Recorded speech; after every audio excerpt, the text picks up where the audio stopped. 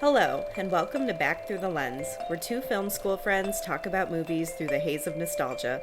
The good, the bad, and the ones that aren't quite how we remember them. I'm your host Rachel, and with me is my co-host Joe. Today's movie is Beetlejuice. Today we are remembering comedian, actress, and screenwriter Catherine O'Hara. Catherine started doing sketch comedy improv before turning to more dramatic roles to help expand her career, earning various awards, including 2 Primetime Emmys, a Golden Globe, and 2 Screen Actor Guild Awards. Catherine had a bit of a career revival with her character Moira Rose in Schitt's Creek, but some of us remember her fondly from movies like Best in Show, Home Alone 1 and 2, and Beetlejuice. So yeah, Catherine O'Hara passed away unexpectedly, I think about a week ago at this point, at the point that we're recording this.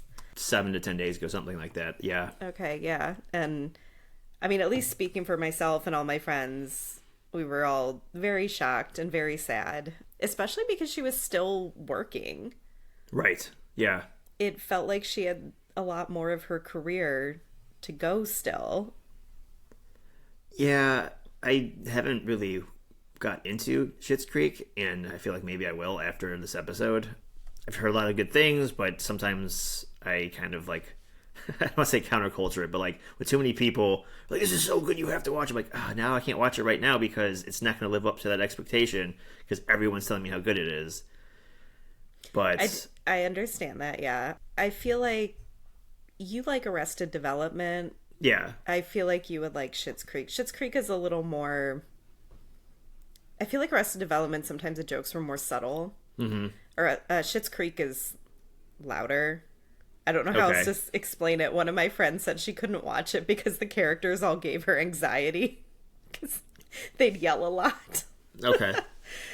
But yeah, my initial thought of Catherine O'Hara when I heard she had passed was Schitt's Creek, because my husband and I watched it during COVID. I don't think we had seen it before, and a bunch of the episodes were on streaming, like one service or another, and I personally think the whole show is very funny, but she is extremely funny. She has this bizarre accent that she does that isn't necessarily... like, you can't place it. You don't know why she's talking like this. She even said in a clip that I saw recently online that the biggest mistake people do in trying to act like Moira Rose is to be consistent with their accent. Because even she would just, that was part of the character where she would just I don't know, change it half the time. Also, I was just rewatching Best in Show before we started recording this. Oh, wow. Yeah. Hmm. I got to the God Loves a Terrier bit. Nice. About half, yeah. And of course, we discussed her role in Home Alone in episode 27 of this podcast. I think it's safe to say that's probably the first movie I really remember her being in. I don't think I saw Beetlejuice until I was a little older. I'd probably have to say the same thing. I definitely remember I watched Home Alone a lot more. Yeah. And I feel like when I saw Beetlejuice, I probably was like, oh, that's the mom from Home Alone. Mm-hmm. So it's funny thinking back to Home Alone being our first introduction of her, most likely. Especially because when you compare all these other roles, she's so much wackier in all these other movies and in Schitt's Creek. And she's almost just playing the straight man in Home Alone when you compare her to the rest of the antics going on. Right. Yeah, that is kind of a good point. Yeah, I read somewhere that a lot of the the very minimal romantic that she is in Home Alone, that was all her. She came up with her fast-paced dialogue. Same thing with her accent as Moira, I suppose. I haven't seen it, but I read about it. I think so. Or she just kind of made up this generic accent, so she has a lot of her own insight on her own characters, and it comes through on the big screen. Mm-hmm. Or little screen, I guess, with Schitt's Creek. Well, that can lead us into our brief discussion of her career leading up to Beetlejuice, because she started in improv comedy. Probably most well known for being in the Second City comedy troupe, which is based in Toronto. She was in that group with John Candy, Eugene Levy, Rick Moranis. I actually watched the John Candy documentary called I Like Me that's on Amazon right now. I just watched it a few weeks ago, and she's in a lot of it because so much of her early career was spent with John Candy and these other actors doing Second City. They got a TV deal, Second City Television, or SCTV, and it was, again, just, it was shocking to hear that she had passed because I had just seen her talking about her friend who she obviously missed and was gone too soon, and it was just, that already got me in the feels, and then it was literally like a couple weeks later she had passed. So I highly recommend watching it in general if you're interested even a little bit in any of these actors, but a good chunk of the documentary is dedicated to Second City. She won an Emmy for writing on the Second City television show. She was also an understudy for Gilda Radner on SNL. That just makes all the sense in the world to me. That fits in my brain. I guess I wasn't thinking of SNL having understudies, but they had a smaller cast when it first started, right? So maybe that's part of it. Catherine O'Hara was actually hired by SNL very briefly. It was while Second City TV was in between network deals. She got hired by SNL, but as soon as she found out that SCTV had signed with NBC and was coming back to television, she left SNL before she was ever in an episode. There's some sort of rumor that she had a difficult relationship with some writer. She has always denied that. It seems like she just wanted to go back to, quote unquote, her home, which was Second City. And also, she has said she did not like living in New York. She really lived in Toronto, it sounded like, until she got married and moved to LA to be with her husband. But then I read part of her biography that they moved back to Toronto to raise their kids. So she was born and raised in Toronto. I think that was just home for her. She is an officer of the Order of Canada in 2017. Nice. So up until Beetlejuice, she really didn't have a lot of film credits, but the ones she had are so notable. She was a supporting role in After Hours, which is the Martin Scorsese movie. I have actually never seen it. It's like my one Scorsese blind spot. I have not seen it as well. I didn't even know it existed. And when I was doing this little background check on some of these movies and whatnot, it was the last movie Scorsese did that was not a biopic or based on a book in 1985. Okay. And then in 1986, she was in Heartburn, which highly recommend if anyone has not seen it. It stars Meryl Streep and Jack Nicholson. Nora Ephron wrote the script. It's sort of autobiographical about her first divorce. And I mean, for a woman with basically 2 major film credits under her belt at this point, like, that's pretty solid, I think. So that brings us to Beetlejuice, directed by Tim Burton, released March 30th, 1988, rated PG. While enjoying some time off to fix up their house, married couple Adam and Barbara have themselves a little accident and end up dead. The Deetz family moves in and has some ideas of their own in how to remodel. Stuck in their house on their now forever staycation and desperate to get the Deetz family out, Adam and Barbara enlist the help of the bioexorcist Beetlejuice to scare them away. However, Beetlejuice's tactics aren't exactly in line with Adam and Barbara's ideals, and instead of getting rid of their new roommates, they must now rid their home of Beetlejuice. I don't 100% remember the first time I have seen Beetlejuice. I know I was little. I don't remember how little, but I think it was another one of those on cable situations. Yeah. Because I don't know. It's PG, yeah. But I don't know if when I was as little as I think I was when I saw it, I don't know if it would have been a rental. But it being on TV, I think I was allowed to watch it. Yeah, I see what you're saying. I remember the cartoon really well. Oh, yeah. 100%. I watched the cartoon all the time. I feel like I was just always aware of the movie. I always knew the different scenes of them in the waiting room, that sort of stuff. I guess the more quote unquote fun scenes of the dead people and things like that. Yeah. I hadn't seen it in a really long time, and there was so much I didn't remember, and most of it was just like the whole beginning of leading up to Barbara and Adam dying and stuff like that. That again must have been one of those. Either I was watching it cut for TV, and I was just remembering maybe the funniest parts, or maybe just as a kid I wasn't interested in the quieter parts. I don't know. Of course. Yeah. So Tim Burton, our director, was in demand after Pee-wee's Big Adventure was a box office success. That came out in 1985. But Tim Burton has said he was very frustrated with the scripts he was being sent by studios.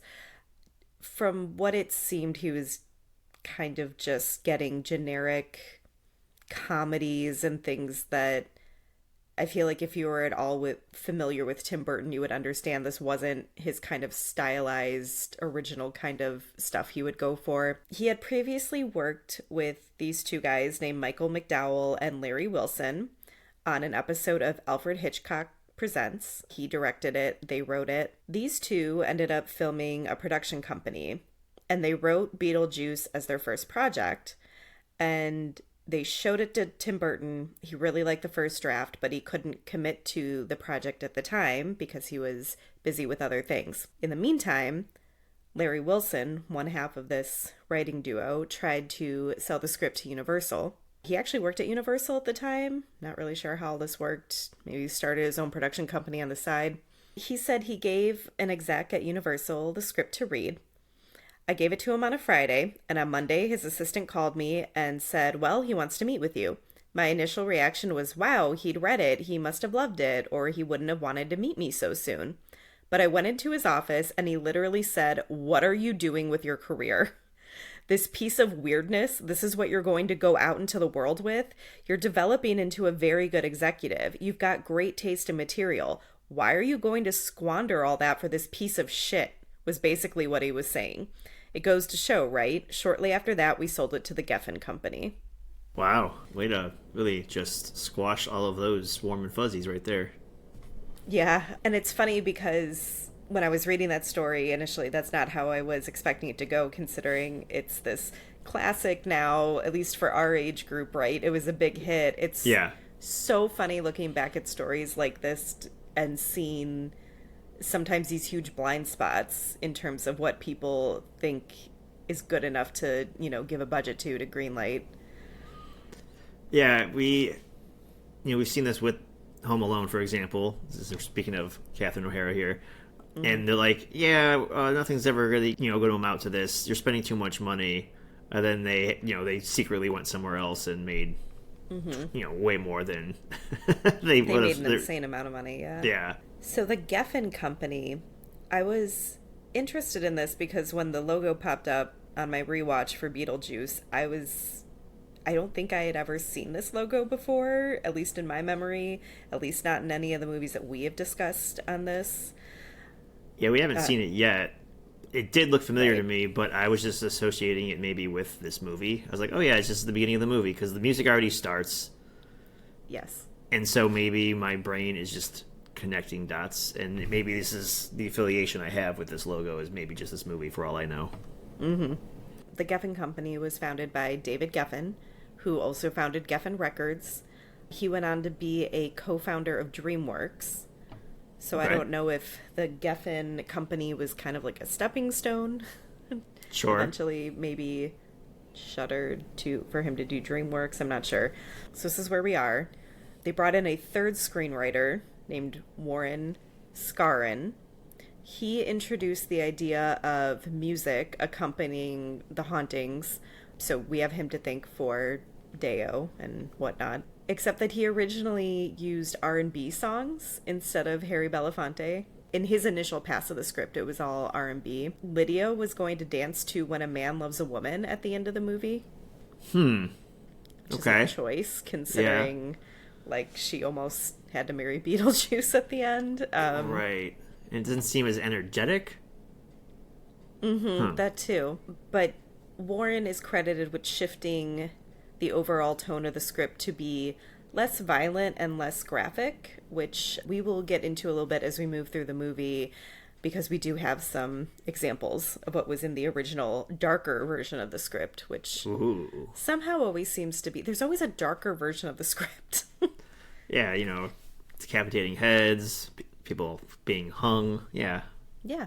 The car accident especially was going to be a lot more graphic. He also added more focus to the afterlife and having more scenes in that realm or that world, however you want to call it, and the idea of it being a complex bureaucracy. Oh, yes. Well, we get plenty of that. Yes. In fact, I am still confused as to how the afterlife works in this movie. Maybe that's the idea. Maybe, yeah. So, casting. Tim Burton originally wanted Sammy Davis Jr. for Beetlejuice.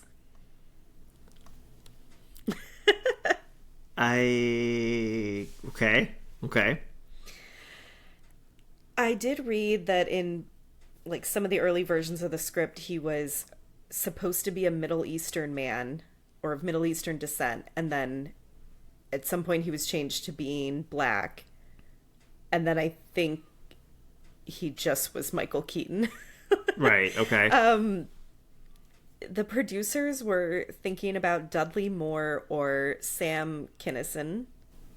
I could kind of see Sam Kinison, maybe. Yeah, he's loud and obnoxious. He's loud, yeah. But I feel like I don't know if he could be not Sam Kinison.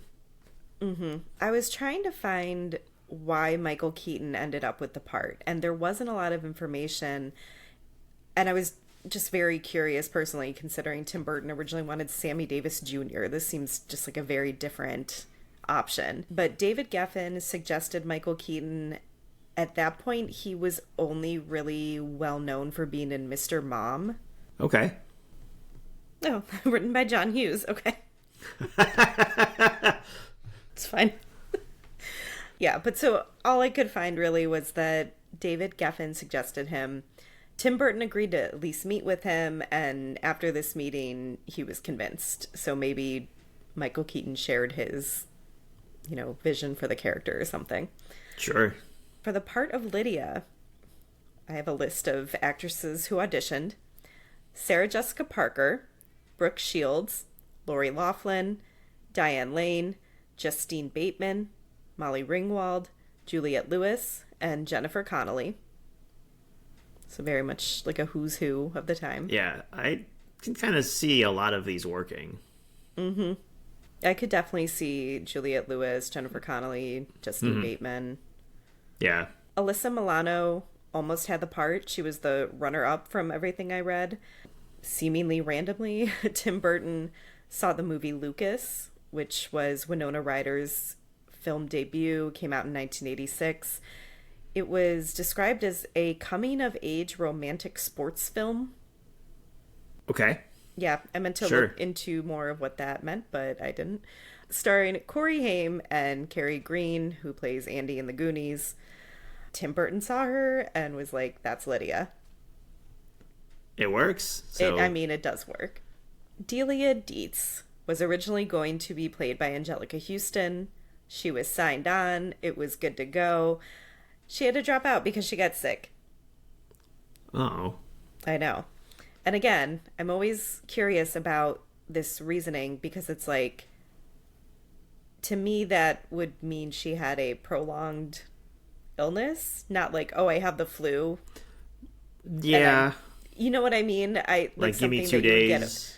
Or like a week or something, right? Yeah. Because we always hear stories about actors either missed their audition because they were sick or they had to drop out because they were sick. And I don't know, when I have a cold, maybe I'm off of work a day or two and then I'm back. So I don't know. What if it's just like the Hollywood polite way of saying, fuck your project? Oh, maybe. Like, this is a weird movie. Like, my tummy hurts. I don't know if I can go on. So, this is how we get Catherine O'Hara. She initially declined the role, partially, I think, because she thought it was a little weird. There was also something I read that said she couldn't stop thinking about Ned Beatty playing the lead role. And I don't understand what that means. What? If he was even considered. Like, I don't get it. As in Beetlejuice? That's also what I was trying to figure out. Because it depends on how you're defining lead role. Because, like, yes, it's called Beetlejuice, but he's actually not in it that much. Right. I had to look him up just to kind of refresh. And I could see him as Charles. Yeah, and that's... I didn't understand if maybe he was being considered to play Charles and she wasn't interested in that. I don't know. But whatever. She initially declined. She finally agreed to fly out to LA from Toronto to meet with Tim Burton at Warner Brothers. But once she is out in LA, she goes to the wrong Warner Brothers lot. And by the time she figured out where she needed to be, it was hours later. Tim Burton had left. He left her a note saying, like, I'm so sorry, I couldn't wait any longer. Again, this is before cell phones. So somehow, eventually, they meet. She agrees to sign on. I wish I could find out more details about this, but after she was signed on as Delia, Tim Burton thought that she and Jeffrey Jones would make a cute couple, so he cast Jeffrey Jones as Charles. Tim Burton said that it took a while to get the cast set because, quote, people didn't know what to think of the weird script. Yeah, my tummy hurts. I can't film today. Yeah. So, filming took place March to June 1987. The outdoor scenes were filmed in Corinth, Vermont. Everything else was on a soundstage in Hollywood. Only $1 million was allotted for the special effects. Huh. So like everything? Like makeup and... Yes. So they had a $15 million budget. Only $1 million could go toward the special effects. This included stop motion, replacement animation, prosthetic makeup, puppetry, and blue screen.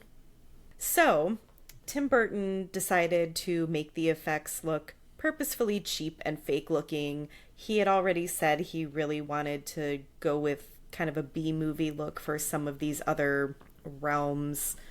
We will get into it, but I definitely feel like you can see this in the sandworm world. Oh, yeah. But, they ended up having no other choice because only $1 million for everything. Tim Burton ended up hiring Bo Welsh as his production designer. He originally wanted a production designer named Aaron First, but he was committed to a movie called High Spirits, which kind of looked like a ghost comedy of some sort, ironically. Later, Aaron First said that he regretted not working on Beetlejuice, but he later worked with Tim Burton on the first Batman movie. He designed the Batmobile in Gotham City and ended up winning an Oscar for his production design. Mm-hmm. Hell yeah. Bo Welsh, though, went on to have a working relationship with Tim Burton. He worked on Edward Scissorhands and Batman Returns. Also ended up marrying Catherine O'Hara because he met her on this set. So Catherine O'Hara and Bo Welsh ended up getting married in 1992. I found a quote from Bo. Toward the end of the movie, Tim told me, we were shooting in Vermont. You should ask Catherine out. And I said, what? And he said, yeah, you should ask her out. It didn't even occur to me that I was even supposed to talk to the actors. But since Tim told me to, I did. And then we dated and we're married and here we are today. So they went on to have 2 sons and they were married for the rest of her life. That's very nice. Mm-hmm. There was a really cute moment where she had won... Maybe it was the Golden Globes. She had won for Moira Rose in Schitt's Creek, but she was accepting it from home. I think it was during COVID. And he got out his phone to play like the background music so she could give her speech from their couch. He was right next to her. And then he turned the music to be the wrap-up music. And she was like, are you seriously doing that to me right now? That's awesome. Yeah. So Warner Brothers got involved. I believe they are the distribution. They wanted to change the title to House Ghosts. But why? I mean, very literal, I guess. Tim Burton was really frustrated, so he was like, okay, fine, let's call it Scared Sheetless. And he was totally joking, but Warner Brothers was like, oh, that's even better. Let's call it that. And so then he was more mad. And then he was more mad. Have you ever seen American Fiction? This author in the movie is trying to make a point about what he thinks of as like lower scale writing and stuff. I have seen this movie. Yes. Okay. I remember now. And he has a hit book, and then he's like, you should change the name to Fuck. And he's just trying to push them to like finally say no. And they're like, that's genius. So poor Tim Burton. Somehow they let him keep the title as Beetlejuice. I will say, I think I'm so used to Tim Burton creating his own worlds. I just always assumed he wrote Beetlejuice. Same, actually, yeah. Okay. All right. So, as we mentioned, we opened with the Geffen Company logo and a reasonable title card for once. Yeah, I was not offended by this. No, it worked. It fit. Nothing's flying around or breaking or whatever. Right, yes. It's just... This is where we are with things. This is our comparison now. Did you not crumble or explode? Oh, this is great. Are you relatively not 80s? Great. Can I actually read your font? This is great. Yeah. I hate bad font. I know. I do too. It's okay. But no, this, in all seriousness, this doesn't look so dated. No. Right away, too, we get a little bit of the Day-O, and it just starts triggering memories for me of watching it as a kid. Specifically, the big scene we'll talk about later, I'm sure. Yes. And then right away, you know, I wrote down, hello, Mr. Elfman, because Danny comes in swinging pretty hard, pretty quickly. Yes. And I've always liked the intro to the town, which is actually revealed to be the model. Yeah. The aerial shots, but like it definitely, at least on this rewatch, kind of made me think of The Shining, just the beginning, as we were flying over the car going through the mountains. I could see that. Yeah, this is a good chunk that I did not remember. No. Like I said, I mean, I don't know. I know the basic story. I just didn't remember all these little details. And you had a point here that Alec Baldwin is so young that he doesn't look like himself. Yeah. Totally agree. This is like the only movie where it's like, oh, it's Alec Baldwin. Is it? Oh, it is Alec Baldwin. Okay, we're good. Yeah, I had to double check as well. I think I just associate him, and we talked about this with other actors, that I think of them only as older, and probably because that's how we first encountered them. Sure. Or knowingly encountered them, I guess, because especially now, I think of Alec Baldwin as like a hard-ass, like Glengarry Glen Ross, or, you know, playing Trump on SNL or something. I don't... Right. And also he looks so much more angular in his face now. I don't know. I could have easily gone the whole movie and not guessed that this was Alec Baldwin, I think. It's like it sticks out for me for one of his performances. It is so different for him. Babyface Baldwin. Yeah, that's what it is. Babyface. Yeah. And Gina Davis is just being lovely as always. Right. So, in the beginning, after we kind of establish this little town, Adam and Barbara are, I guess they're on vacation and they're just staying home. They want to put up wallpaper and decorate and work on a model and just staycation before I knew what a staycation was. Yeah. I don't know why, but like a real estate lady shows up and she's like, oh, we could sell this house for so much money. And they're like, no, man, we're just fucking chilling. Yeah. But when she first enters the kitchen, Barbara, Gina Davis, she says something like, what are you doing at 6:45 in the morning? This kitchen is on fire with sunlight. And it looks like 1 p.m., 2 p.m. Yeah. It is, I don't know where in the world 6:45 looks that bright. One of those countries that are too close to... The sun? The Arctic Circle, yeah, where the sun never sets. Yeah, I had the same thought. If you hadn't made a note of this, I think I would have completely missed that it was supposed to be that early in the morning. But yeah, not only is she pestering them at 6:45 in the morning, it sounds like she's constantly trying to get them to sell the house. Right. And then she makes that point about how a family should live here, and we see Gina Davis, you know, her face falls a little bit, and obviously them not having kids is something that bothers her. Yeah. At some point when she tells Adam what she said, the realtor that is, and she kind of seems a little sad, Adam's like, well, we're on vacation. We could try again. So something might have happened. We get just a little bit there, but just enough to go, oh, okay, well, they don't not want a family, but they're also very happy the way they are. Yeah. But this plays into, like, how they look at Lydia later on. Right. Yeah, my note is when she says that the house should be a family, what a bee. Adam had, like, run away to the basement because you hear them saying that it's Gina Davis's turn to talk to the realtor this time. He opens a shade in one of the basement windows and she's right there. Yeah. And I was like, jump scare in the basement window. And then they head off to the hardware store, but is it still 6:45 in the morning? I don't understand time in this movie. Yeah, same. It can't be much later. Maybe 7. Let's say by the time they leave the house at 7, we're in, like, small, quaint town America. So maybe the hardware store, which apparently is also run by the barber, it seems like. Yeah. It's just open because that's what this old man does. It's a hobby shop, really, is what it is, it seems like. Yeah.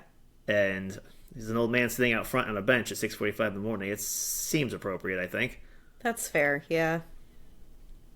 As someone who lived in a very tiny town, people like to sit outside of stores really early in the morning. Okay. It's a thing.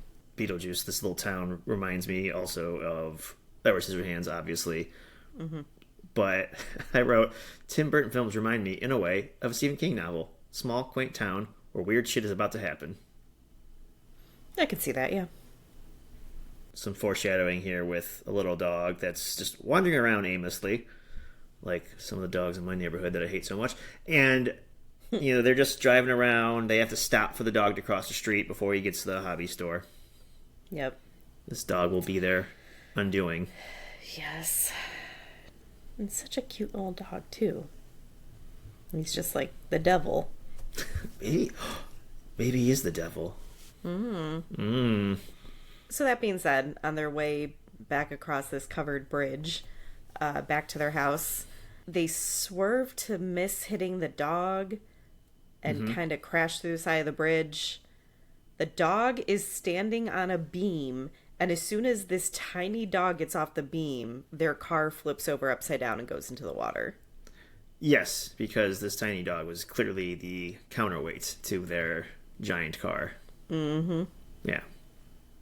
And then it falls like, I don't know, 12 feet, but like upside down, so I'm assuming they drown. They say later in the movie, at some point when they're in the afterlife, that they had drowned. Ah, yes, okay. Someone tells them they had drowned. So, in the original script, the darker version of the script, their car crash, we see a lot more of it. We see them underwater. I don't think they're upside down necessarily, but we basically see them drown. We see them scrambling to try to get out of the car. Barbara's arm gets pinned against the seat by, I don't know if it's like a piece of the bridge, but we hear her in the next scene say something like, my arm is still numb. That's left over from her getting pinned in the car. But there were notes in the script about, like, you hear their screams and you see them panicking, trying to get out of the car, and then finally everything is silent and still. And I was like, okay, well. Also not really fitting with the PG vibe if we had kept all that in, so. You know, I bet you if this was a Spielberg movie, that would have stayed in and stayed PG. I know. I was thinking that. There are still quite a few things in here that I'm surprised it got a PG rating, but we'll get into that. Mm-hmm. But yes, so they return home. This is when they slowly realize that maybe they're dead. I had a note, and this was before I did the research, that when Adam steps into the sandworm world really quick, I always thought, number one, that it did look so cheap and cheesy. Even as a kid, I was like, this so doesn't fit, like the look of it. Right. But not that it took me out of it. Like, it still worked, I guess, because it's like, who am I to say what all these different realms are supposed to look like? Whatever. But also, I always thought of Dune because of the sandworm, but like, I don't think I had seen Dune as a kid. Why did I know what Dune was? I had the same problem, actually.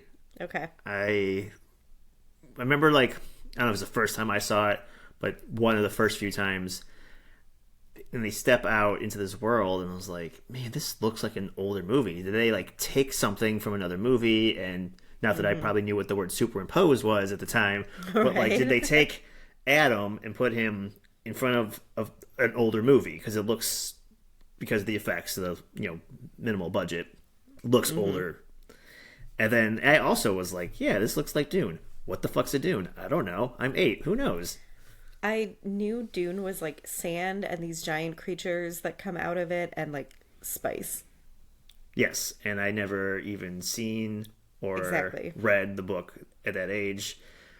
And there's that sort of weird phenomenon that happened a lot with specifically Muppet Babies. They would always do a movie reference, and not just like they're doing the movie. They like would show scenes from movies that I have never even heard of, but I knew what they were. And I feel like that's some sort of, maybe we just were in tune with pop culture. I don't know. I can't explain it. That's what I was about to say. Like, I think pop culture too was so much more singular and mainstream because there were only so many avenues to get it. So, especially at our age, that could be a big part of it. Yeah. Apparently, in the original script, this world in particular, or well, I shouldn't say this world, but anytime they stepped out of the house, any of the outdoor worlds, it was just going to be the same thing, a void filled with giant clock gears that shred the fabric of space and time as they move. So the Langoliers. Yeah. The third screenwriter that they brought in, Scarin, he came up with the idea of Barbara and Adam encountering all these different types of worlds every time they went outside the house. Okay.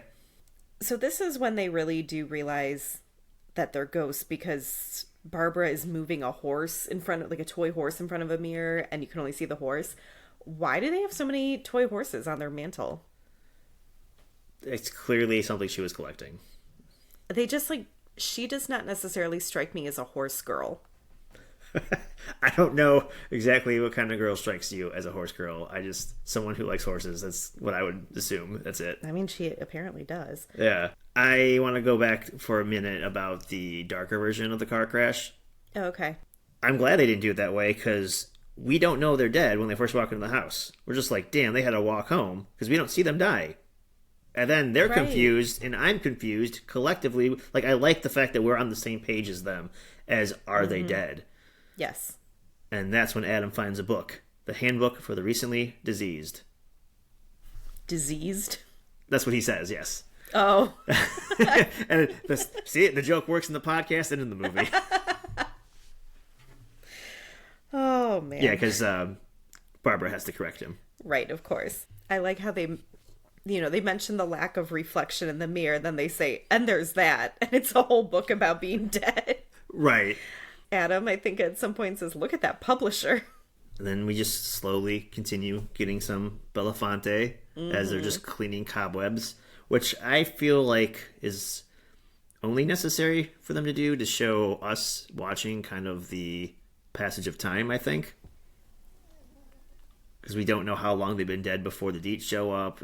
Oh, when yeah, he that's a good goes point. outside when he tries to leave the house and he goes outside and the sandworms are there and he gets pulled out by Barbara, we see it in real time.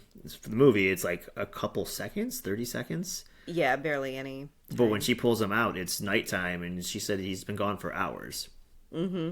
So again, like, time is really weird in this movie. Yes. I did think this was funny when she was dusting, though, that she says in heaven there wouldn't be dust on everything.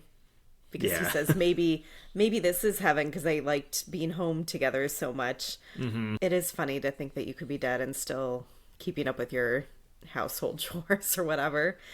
That being said, I was thinking, especially given how confused they are, I probably would be happy to at least have someone else to navigate this with. Yeah. And this is when the Deetz show up, correct? Yeah, we're about 15 minutes into the movie, and Catherine O'Hara enters. Mm-hmm. I thought it was so funny when her husband says something like, he's talking about like moving to the country, it's a great house, whatever, and he says, you're finally going to be able to cook a decent meal. Yes, he's going on and on about how good the kitchen is. Yes. Yeah. And she just gives him this look like, what do you mean by that? And of course, Winona Ryder. She was always who I thought of in this movie, even more so than Michael Keaton. I just would always picture her character. Yeah. Yeah. The gothic hair and the big hats and the camera. I don't think I ever really looked at her bangs that closely. They're really just like gelled together in spikes. Yeah. I mean, yeah, it's a choice. I have a note saying, why is this mover coming through the window? They're just like bringing things in, like whatever way they can. And also, no one went through and cleaned out Adam and Barbara's stuff. I think they just bought it as is. Like as is. Okay. They get all the furniture. Which is kind of sucks, is if they don't want anything, they have to get rid of it. Which is right. A pain in the ass. Yeah, I guess this detail never stuck out to me before, but now, as a grown-up who's moved a few times, who's like bought a house twice now, I just can't imagine coming into this house with all this stuff in it. But in particular, you know, they find their wedding outfits in the closet, and I do think it's so funny when that assistant, whoever this man is to Delia, Otho, he like is shoving clothes aside, doesn't realize that dead Barbara is trying to scare him, and he shoves her whole body aside like she's just any old dress. Yeah. But we need them to have their stuff there, because that'll be big later, yeah. Yes. The rest of the movie wouldn't work if their stuff wasn't there. I totally get that. Yeah, I don't know, man. Where's that crazy realtor? I thought she'd be better at this. She probably was just happy to sell the house without anyone getting in the way. She's like, oh, they're dead. I'm a heartless bitch. I'm going to sell the house right away. Or in 30 years. Who knows? I don't know how long it took. Yeah. But yeah, Charles is kind of, I wouldn't say pleading exactly, but he wants to be the quiet lifestyle. And Delia has a bunch of her own personal weird sculpture that she made herself, and she had to emphasize that with the movers who then just throw them on the table. I thought that was so funny. And first, her just insisting that, you know, I'm the artist that made them, and then they're like, okay, just like chuck it. And they have a little back and forth about leave the house as it is. It's nice. And she's like, I have to be creative. And this is like one of the good moments of what makes me think of her in this movie, Catherine O'Hara. But she just shouts at Charles, I will go insane and I will take you all with me. And she is top of her lungs shouting and crazy eyes. I know I'm not saying anything new here, but Catherine O'Hara is so good in everything. Yeah. And it's so funny too, as someone who obviously had a big improv, like sketch comedy career for probably about 10 years before we got to this point. It's almost like lucky that she didn't get pigeonholed as a purely comedic actress. And I know like Beetlejuice is considered a comedy, but this isn't like an outwardly comic role. You know what I mean? Yeah. Yeah. Although I would maybe argue that she's one of the, if not the main funny part in the movie. Like, I'm always laughing at her lines, or at least how they're being delivered. I think she gets, her and Keaton, I think, get more of the laughs. Yes. Michael Keaton really puts his whole body into it, though. Like, geez. Yeah. We'll get into that. I think this is the time when she tries to leave the house because she's frustrated, Barbara, and then she sees the sandworms, and then it goes to attack her, and she just kind of like smacks it, like, bad boy. And it stops, and I thought that was really weird. Yeah. I mean, it's like, good for her. Yeah. Kind of badass, but maybe it's foreshadowing, too. I'm kind of thinking that. Yep. Lydia has this quote, "My whole life is a dark room. One big dark room." Literally, AFI put that into a song when they were in their goth phase. Yeah, well, she, at least in this movie, is like a poster child for goth kids. Of course, yeah. I think she was Hot Topic before Hot Topic was Hot Topic. Yeah. Makes sense, yeah? Oh, no, it does. I'm just remembering Hot Topic now. Oh, okay, yeah. I love the shot where Lydia's exploring the house and she realizes no one's been up to the attic. And of course, the movers are there, and they are steaming off all their horrible choices of wallpaper. In the shot she goes up the steps, they use the steam behind her, part of the lighting, add the creepy factor to it, and it looks so cool. But I love the fact that they made it like a practical thing where these guys are literally steaming off the paper. Yes. Like, there's a reason for it. Yeah. But it makes the stairwell look very haunted. Mm-hmm. It's pretty awesome. Then we get a random Beetlejuice commercial. Right. I want to know how he comes to live in the model, first of all. Yeah. How long has he been there? Like, was he there when they were alive? Probably not. I don't know. But he seems to kind of be aware that real life humans are now in the house, and the ghosts that used to live there don't want them there. And he started, like, kind of... He saw their obituaries in the paper. Yes. He was kind of like... And I guess maybe we don't realize it yet, but there's that rule where they have to stay in the house for 125 years or something. Yeah. And so he must know that they're going to be newly dead and confused. And I think he kind of shows up to insert himself and maybe make his services look more appealing. That would make sense, yeah. And kind of like prey on their feels about these people living in their house. That too, yeah. But the commercial was pretty funny, and I just feel that Michael Keaton had a blast playing Beetlejuice. Yeah, I think because so many of my memories are of cartoon Beetlejuice, which is obviously so different and like so sanitized compared to this, I'm always so shocked when I watch this again, and he's so crude and perverted, and I'm just like, oh my god. Yeah. Like, it's always so surprising to me, no matter how many times I watch this. And all I could think of watching it back this time is, like I said earlier, he really throws his whole self into it. Especially for someone who apparently was best known as Mr. Mom. Like, it's a pretty brave, maybe is not the right word, but it's a pretty fearless performance. Yeah. And it made me think of the movie Poor Things with Emma Stone. Have you seen that? Mm-hmm. Yep. I felt the same way when I watched her in that movie, and also Mark Ruffalo in that movie, just like I said, putting their whole bodies into it, really going for it, and doing all these kind of scandalous things. Like, this is the exact thought I had watching him be Beetlejuice. I think the difference in those examples, though, is... So we talked about their budget for effects. Some of it was corny, but like you said, it does kind of work. Like the sandworm world, that is hard to say, looked cheesy and fake, but that's the only time that it did look like that. So like I'm associating, maybe that's what that room was supposed to look like. Whatever. It works when it's only used then. But some of the practical effects, like Beetlejuice's makeup, looked really cool and clever. And Michael Keaton, who, as you just said, is at this point like kind of just Mr. Mom. He's starting to get his career, some footing in it. Right. Gets to be decked out in makeup and a wig and prosthetics, and I think he's got like a fake belly to look a little bigger. And he can hide behind all that. Like, he's not a super big A-list star yet. Yeah. Where in the other example they kind of were, but like I think that makes their performance a little braver because they're not hiding behind anything. Where Michael Keaton's like, I'm gonna make this, like, I'm going to be Beetlejuice. I'm not Michael Keaton playing Beetlejuice. I am the man that was Beetlejuice.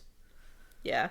In the afterlife, I saw a familiar face. There's this like guy that I assumed works for the afterlife bureaucrats.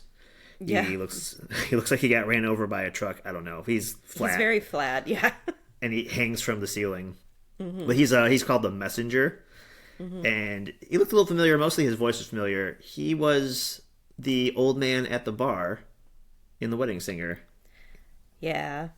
I don't know if I would have picked up on this if you hadn't pointed it out, but once I heard his voice after reading your note, I was like, that sounds like a country song. I could hear him saying it. Yeah. It's funny because I always have to double check to see, is that the same guy that plays Blue in Old School? It is not, but they remind me so much of each other. Oh, I could see that, yeah. As Adam and Barbara follow the messenger and go down the hallway to meet their caseworker, Maybe because we mentioned it in, I think it was the Muppets Carol, but it's definitely stronger here. I think I wrote something about like, oh, so much German expressionism, right? Yeah, it's so funny to me because it's so obvious that this was a big influence for Tim Burton. If you even know a little bit about film, this is such an easy one. Like, Tim Burton obviously has that angular, slanted, tilted look going on in pretty much everything. And I have read so many interviews with him where people are like, oh, so you're obviously influenced by German Expressionism, or like you're obviously influenced by The Cabinet of Dr. Caligari, which is maybe like one of the more famous examples of German Expressionism. And he's always like, what? Never heard of it. What do you mean? And I can't tell if he's trying to be funny or not. And exactly, I can't tell if he's trying to be funny because it's like so obvious, or if he's really just trying to be like, I came up with all this myself. Because it's been in print every time I've encountered this, so I really don't know. That's fair. That's fair. Yeah. Besides all the crazy angles, I love the lighting. The part I made this note on, it's the scene where Juno tells Beetlejuice's backstory, and it's just, they go over the top with some of these things because they can. We're in this afterlife world or realm, or just something that's, you can do whatever you want because there's no rules. He made up this whole world. And these lights are just like, they come out of nowhere and they're super bright, or they're always underlit in a way that makes everyone look ghastly, like it's supposed to. But because they're in the afterlife and they're ghosts and they're zombies and they're dead, it just seems perfect. It seems like it's supposed to be that way. The normal lighting looks weird to me in these scenes. I could see that, yeah. And just speaking of, things can be whatever because it's this crazy world. It has always struck me that everyone else, you can see their accidents or their wounds, whatever, how they died. Do Barbara and Adam look more normal because they drowned?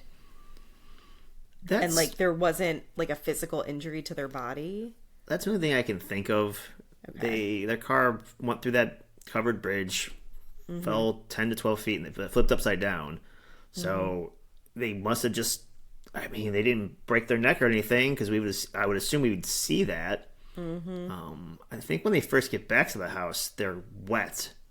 Right. And again, I like the non-dark version of the script for the fact that I, even multiple watches, kind of for a second forget that they are dead right away.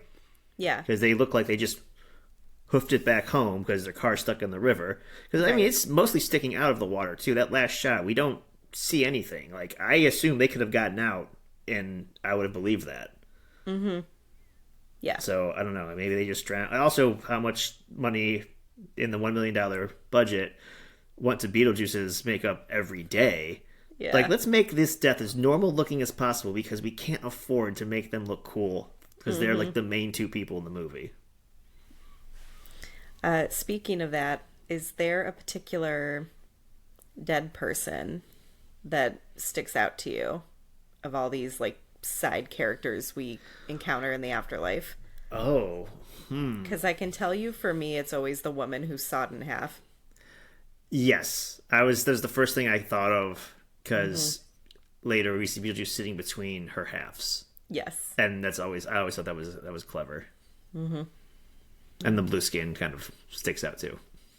Yeah, I always think of that lady at the window, but specifically because of her blue skin, not really anything else. But there's a bit where I guess Charles, back with the Deetzes, also back in their newly renovated house, because Adam and Barbara were apparently gone for months. Yeah. And, Delia, being the modern artist that apparently she is, redid the whole house. But Charles, it sounds like, works in banking or investing or real estate or something weird, and something white collar, something high stress involving a lot of money is the vibe I'm getting here. And he wants to kind of build high rises or whatever and get people to visit this town, and he sees ways to invest in this town and make money. And Delia says, Daddy's found a way to make some money while I relax. Yeah. Yeah. I don't remember how it comes up, but when Lydia says, I myself am strange and unusual. Just Yeah. good line delivery by Winona Ryder. And then we get to Adam and Barbara encountering Beetlejuice for the first time. And I thought this was so funny that Barbara gets freaked out when he puts like a mouse in her hand. And she has seen so much gross stuff at this point.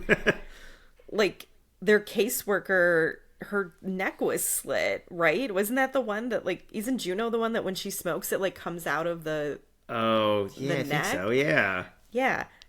I mean, Think. I just feel like after all these things I've seen, I don't know if a mouse would really bother me that much anymore, but that's fine. Maybe that's her fear. Yep. And then at some point, she and Adam are talking, or I think maybe it's when Adam asks him if he can be scary, if Beetlejuice can be scary. He kind of makes a jerking off motion, like, yeah, like, no shit, I can. And I'm just like, oh my God, this movie is PG. Yeah. Yeah. I was more focused on typing this quote. Nice fucking model. And then he grabs his balls or whatever. I'm like, this is PG. I thought you get one F-bomb in a PG-13. They pulled this shit out in PG. From what I always understood, you get one F-bomb and it can't be in relation to anything sexual. So, yes, like something like nice fucking model would be your one PG-13 F-bomb. But this is PG. I know. Like, does that rule still apply? Can I say fucking a G movie if I only say it once? I don't know. I just, don't know. yeah, I feel like they get away with a lot for PG. I do like when he grabs himself, though, because it's like a bike horn. It's kind of funny. It's like, Yes. Yeah. it made me chuckle. I'm a child. Same. It's okay.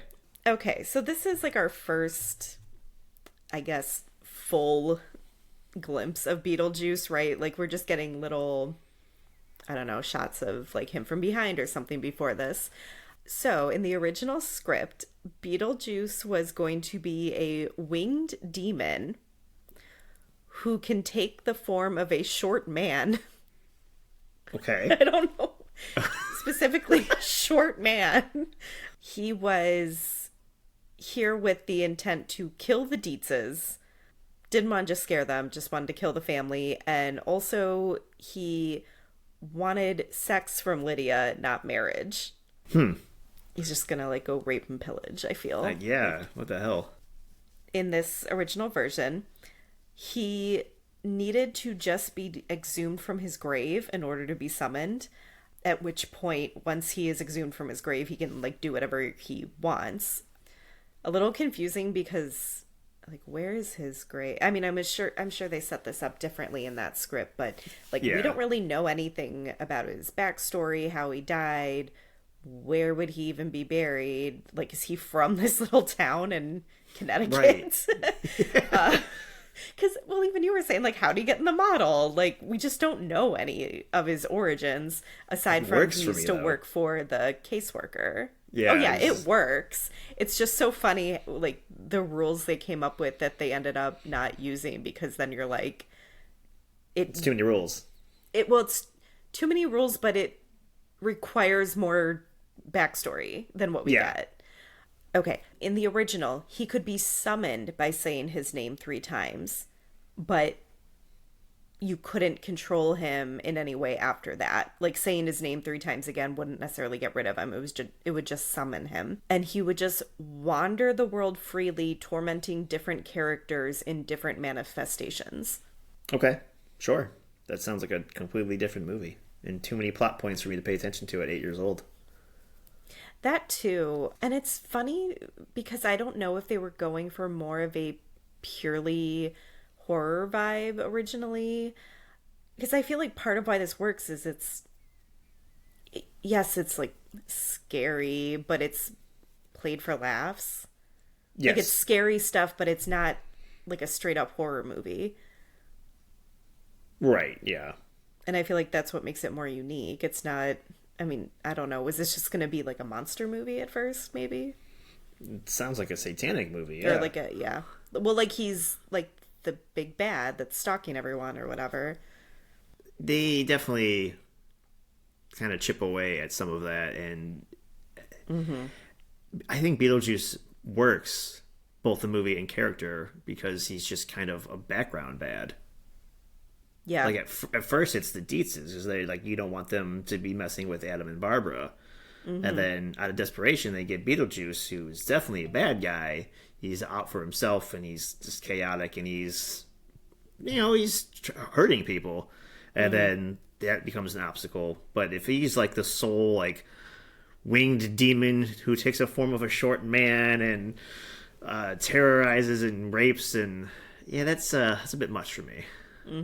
Well, it's just completely different movie. Right. Yeah. That's the PG-13 version. The dinner party scene. This is arguably kind of the first thing that pops in my head, by the way, when I think of Catherine O'Hara. Her singing Deo or shouting the name Kevin. Those are like the first two things that pop in my head. Yeah. But in context to this conversation, I thought it was weird. I don't think I ever picked up on it before because, again, taking notes. Although at the dinner table, having dinner with co-workers, family, friends, I don't know the relationship exactly, but he's there a lot, so he has a relationship with them to some degree. But in my opinion, this is not dinner conversation to be had, but he starts making mention that the woman he, I assume, is with, who's sitting next to him, may or may not have had at least one, if not two, suicide attempts. He makes jokes about people that commit suicide are civil servants in the afterlife, which is funny in a sense in the context of the film because the one lady who was she was working the window at the at the afterlife office. Yeah, the blue lady. She flashes her wrist briefly to Barbara and Adam for whatever reason, I forget, but clearly also noting that she had taken her own life. And I'm probably jumping ahead to a future note, but I also noted that at one point it seems like Lydia is writing a suicide note. Yes. So, didn't realize that some of the darkness from the original script did kind of seep in.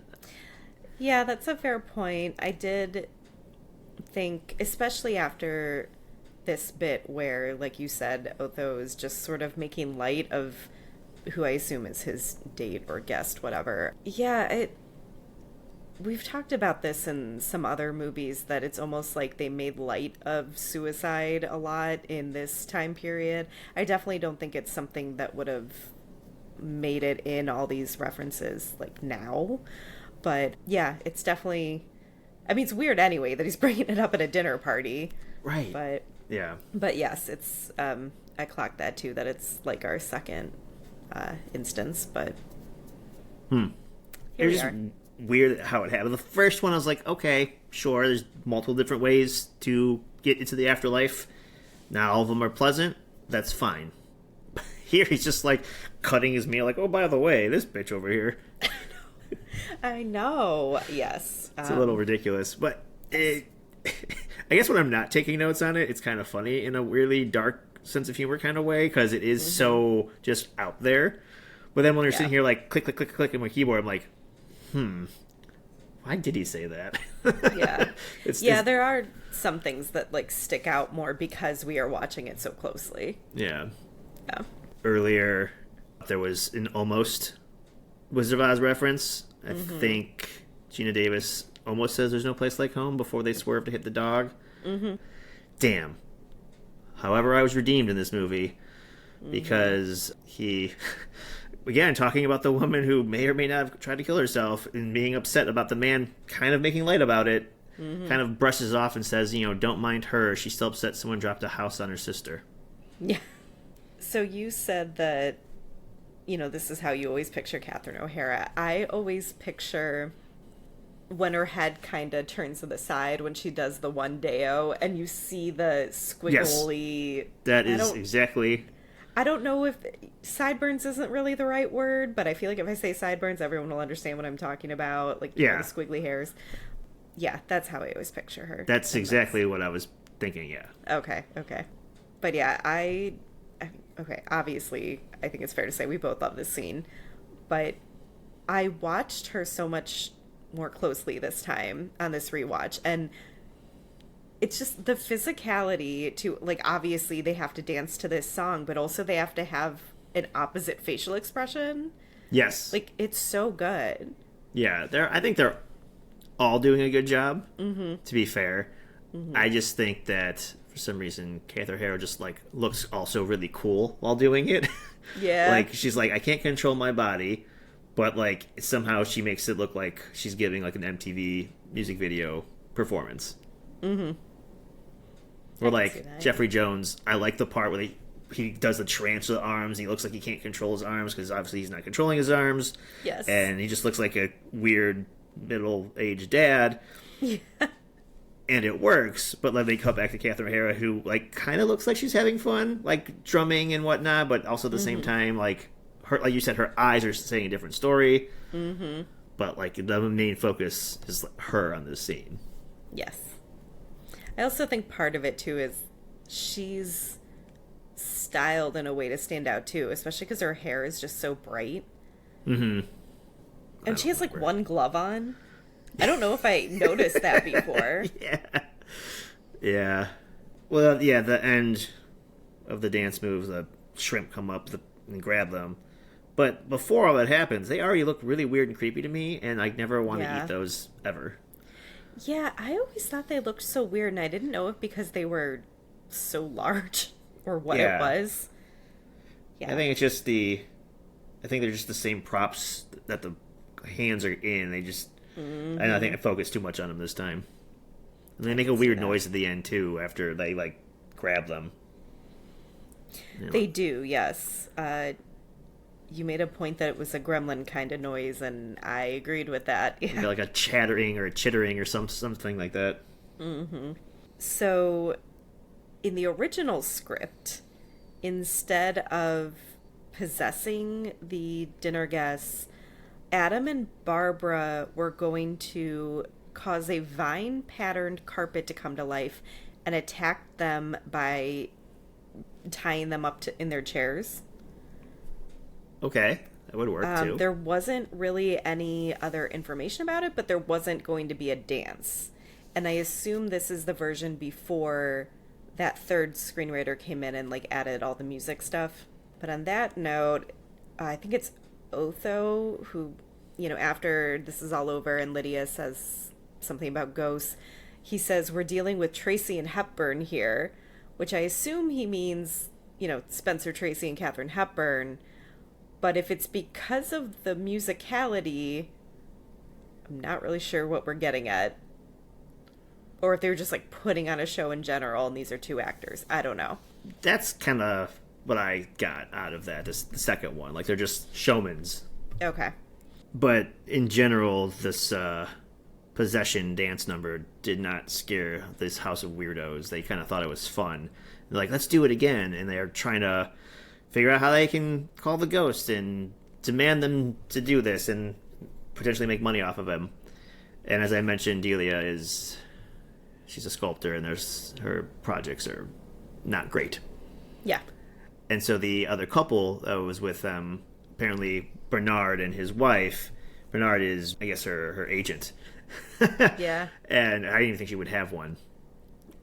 And so they're talking about who gets the cut of the money, and this line stuck out to me this time where he says, I've been Delia's agent. I've consistently lost money for her, or on her works for years. Yeah. It's just like, damn, that's pretty cold. And she's like, I thought you believed in me. Yeah. But then I thought it was so weird because what ends up happening is, you know, Lydia can't get the ghosts to come down and show themselves. And so everyone who had just experienced this possession and is now all excited about it, everyone kind of deflates, and the agent leaves and calls her a flake on the way out. And I don't understand, like, if he thought she had more control over this situation than she did. And also, like, I don't know if he was like, oh, this was all a ruse, which wouldn't make sense because he just experienced that, Or did he mean you're such a flake, like you can't follow through on this great idea, but like she's not controlling this. She just lives in a haunted house. I had all of those thoughts also. But then, like, how can you be mad that they just can't summon the haunting? Like, none of this makes sense to me.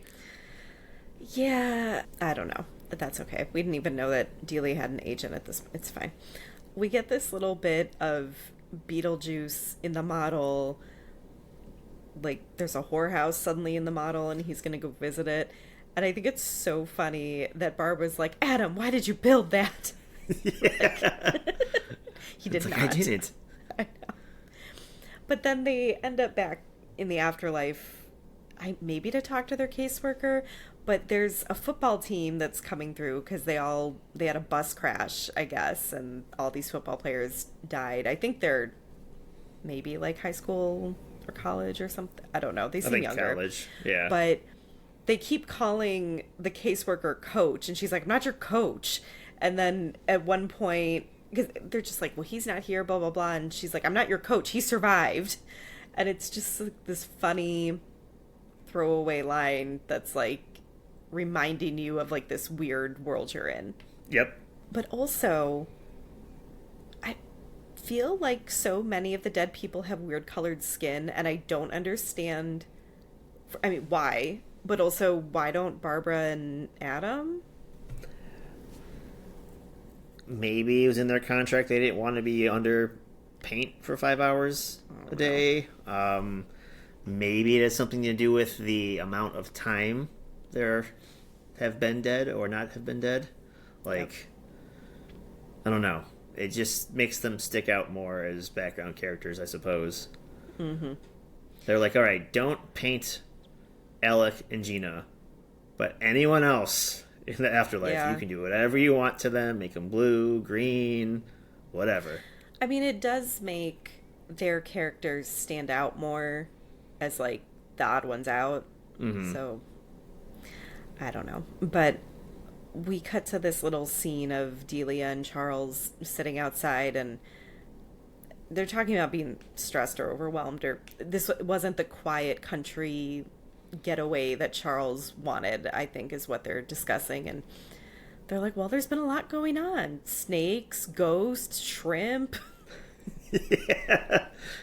Yeah. This is when we get to Lydia writing her suicide note because she just decides the afterlife has to be better.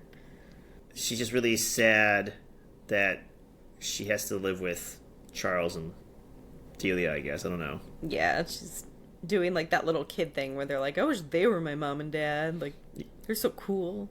Yeah, that's what it is. Yep. Oh, maybe she thinks if she is no longer in the mortal realm, she can hang out with them more.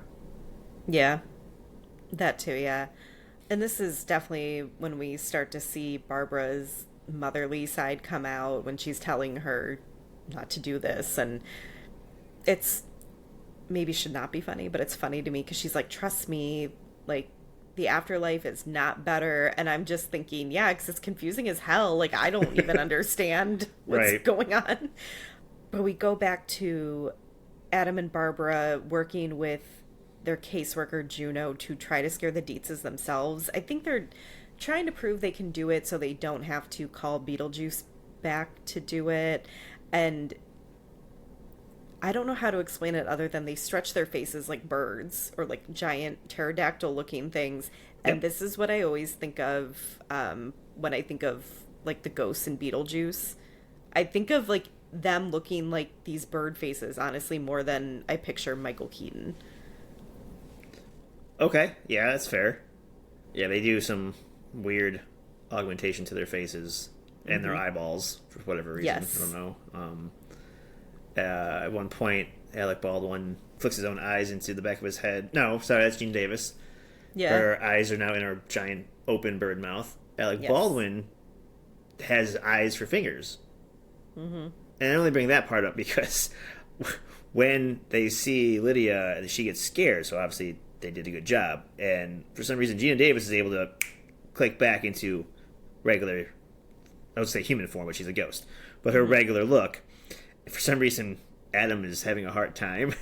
Yeah. So he's like, no, it's just us, but he can't, he wears glasses. Yeah. And so and no longer in his face. So he holds up two of his fingers up to where the other hand is holding his eyeglasses to look at Lydia. And I think I've always noticed that, but never clocked how like funny it was till this time. I had a good chuckle on that one.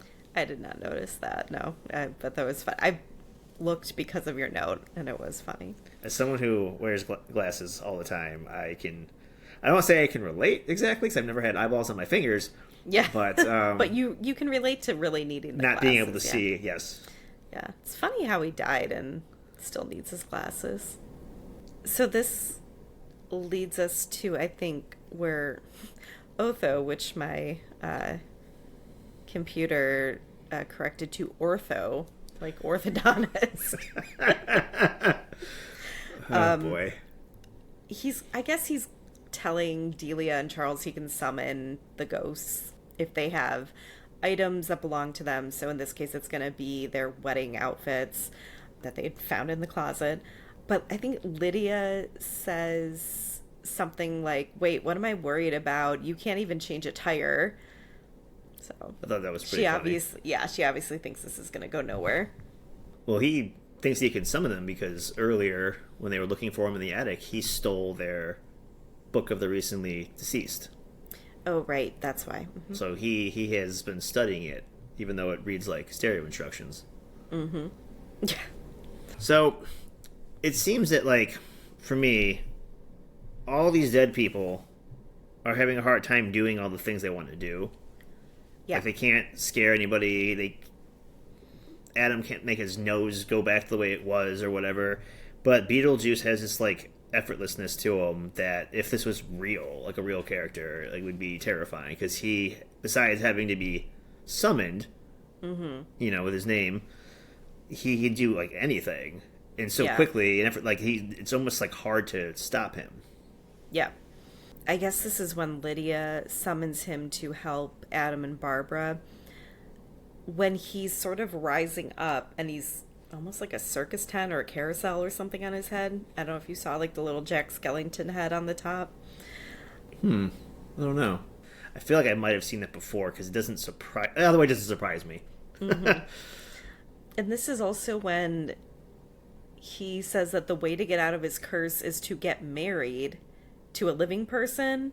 Mm-hmm. So Lydia has to marry him in exchange for helping Adam and Barbara. That's weird. Like, that's a weird loophole. Yeah, but again, we don't know much. Yeah, we don't know much about Beetlejuice and why he's trapped in this situation that he's trapped in, where he can be summoned or thrown away by repeating his name 3 times. Yeah. So he just, when he says it's the way to get rid of the curse, it falls in line with me. It's sure, like, we don't know that much about him, and I feel like the less we do know, the better it is for it just to be believable. Because without, like, the book in front of us or whatever his curse is for us to, like, comb through, I'm like, yeah, well, that's what he says, and that's what he says, and he's got to get married so he can come back and join the living or whatever it is. And I would think that he's been down there a millennia. He knows what he's talking about. Yeah, I think I always find things a little scarier when you don't fully understand how they work.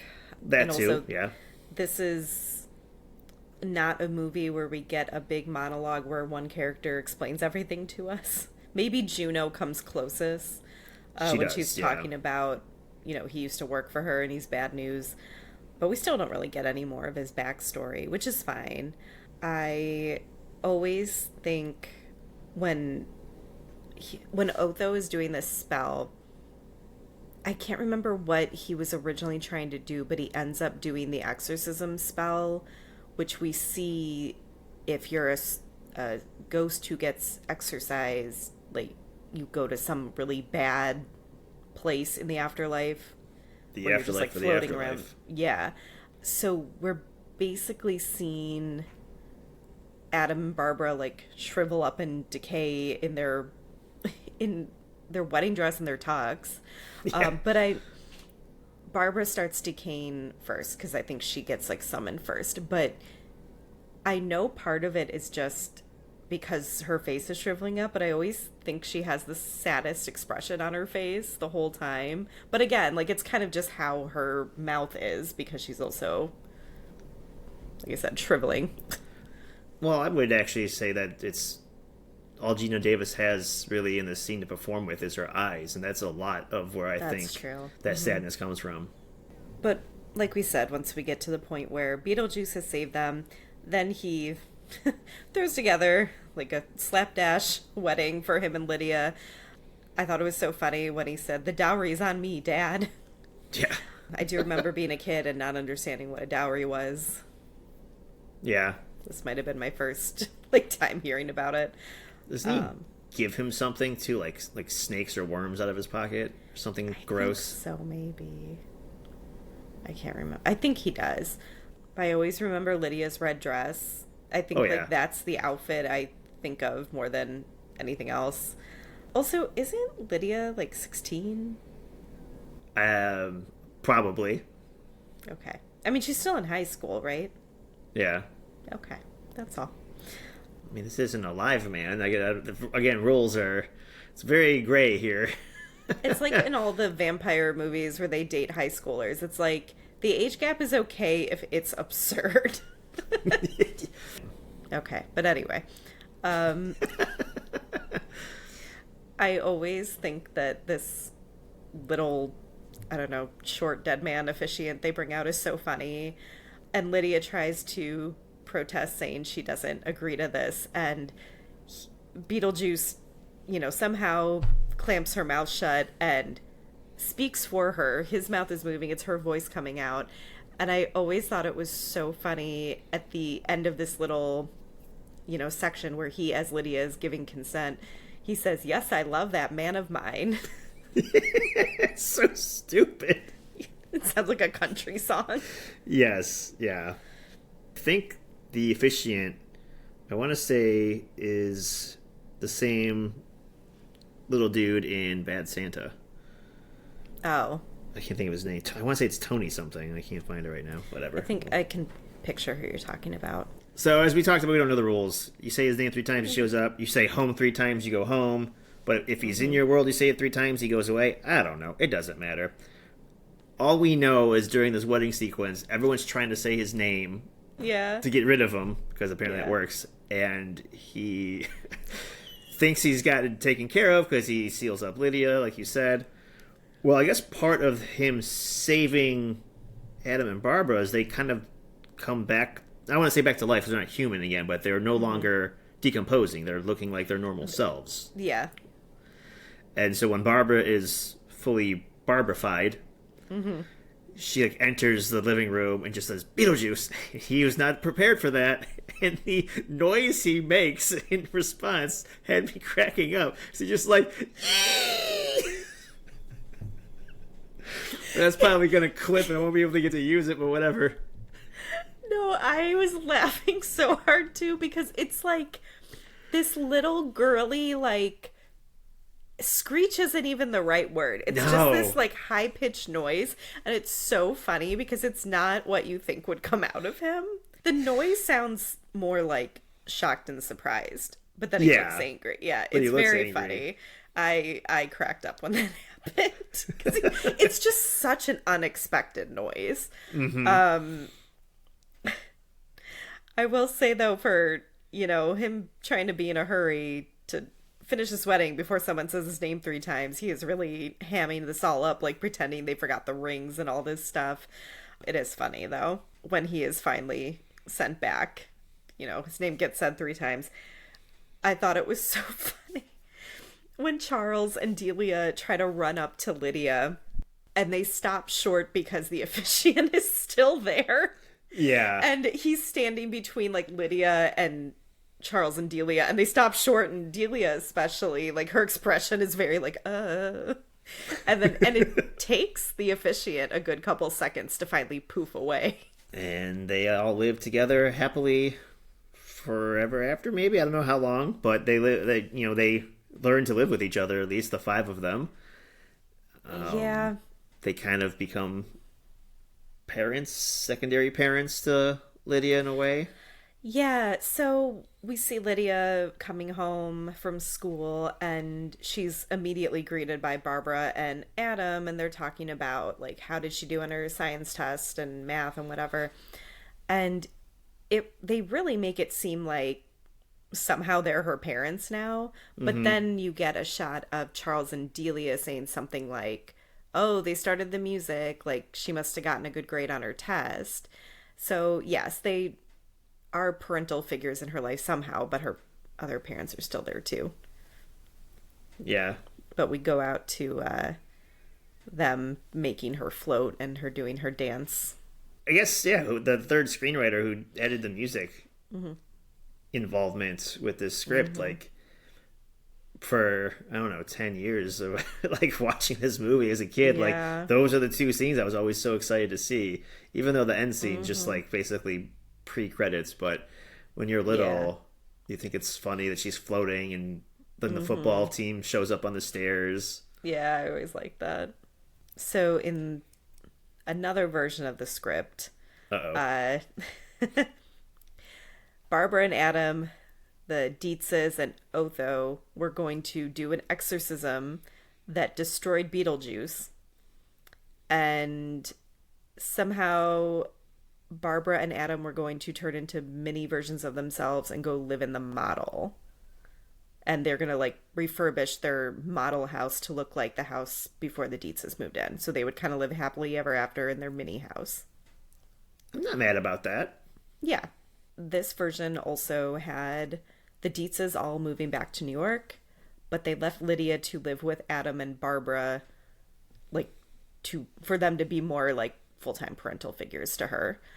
There's also a version where that still happened, her just staying behind with Adam and Barbara, and she helped them finish like their home renovations that they were working on to make it look like how they wanted on the inside, but then the outside was going to look like a stereotypical haunted house. What? I know. I don't like that ending. It doesn't make sense. It also involves child slave labor, so. Yeah. Just very We're- on the nose. The little end bit with Beetlejuice in the waiting room and like getting his head shrunk. Tim Burton added that because apparently preview audiences responded really well to the character of Beetlejuice, more so than any of them were expecting. And they didn't want to leave it on a note where Beetlejuice could be like gone forever or like really be suffering. Like he wanted to end it on something a little more like comedic and lighter for Beetlejuice. He was originally going to be like trapped in the sandworm world or something, like where he could arguably be like defeated or whatever. Okay. Does that make sense? Yes. Yeah. That reminds me more of like the cartoon. Even like I remember more of the sandworm stuff happening more often in the cartoon. Okay. Yeah. All right. So, did Beetlejuice hold up for you? Oh yeah. I It's funny when you're an adult you notice how adult Beetlejuice can be, and part of you is like, ooh, this is a PG movie, but part of you's like, it's a PG movie. Like Yeah, it's because it's done well, and it's subtly overt. I know that's an oxymoron, but he does those like gestures and stuff. Obviously, we can see it, but it's like when you're quick. a kid, you don't know, and it's quick. Yes, I was gonna say when you're a kid, you can easily miss some of these little things. Yeah, And I like, think I don't remember him saying "nice fucking model," and he screams it on top of a hill. But as because we were watching it on like TNT. I mean, that's yes, good point. But even later, it just doesn't stick out for all the other crazy things he does. Mm-hmm. That's like one of the more normal things. He just said an adult word, I guess. But you know, Yeah. No, if the 80s have shown me anything, it's how far PG can really stretch. yeah, pretty much, man. Yep. Yeah, I noticed so much more watching this back as an adult. So definitely something that I finished it and I was like, why don't I watch this more often? It's fun. Yeah, it's fun. It moves fast, too. The pacing is very quick in this movie. Absolutely, yeah. So, we had our $15 million budget. It grossed $75 million worldwide. Boom. This script that was going to ruin that man's career, apparently. Yeah. It won the Oscar for Best Makeup. All those blue skins. Yeah. As we mentioned, there was a spin-off animated TV series, also called Beetlejuice, that aired from 1989 to 1991. It was developed by Tim Burton, who also was the executive producer.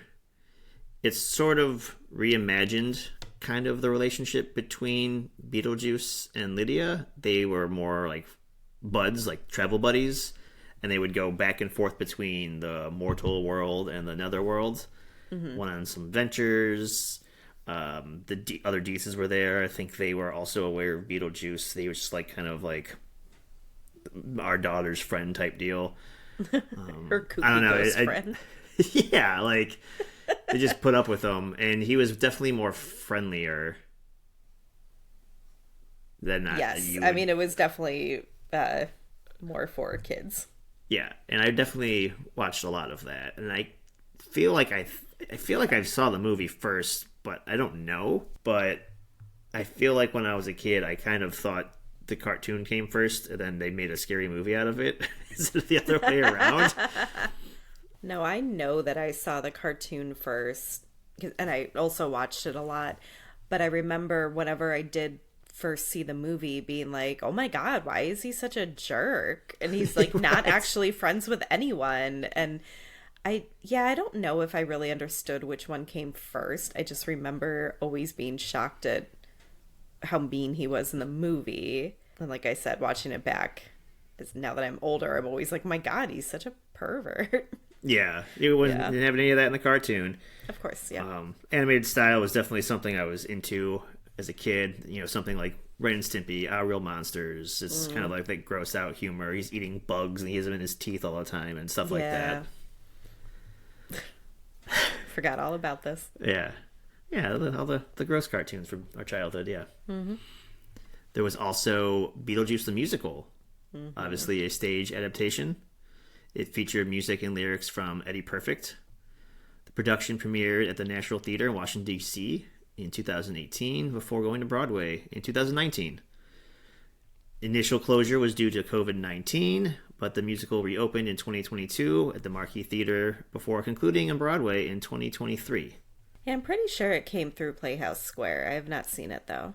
I have not seen it. I remember seeing commercials, I believe, for it.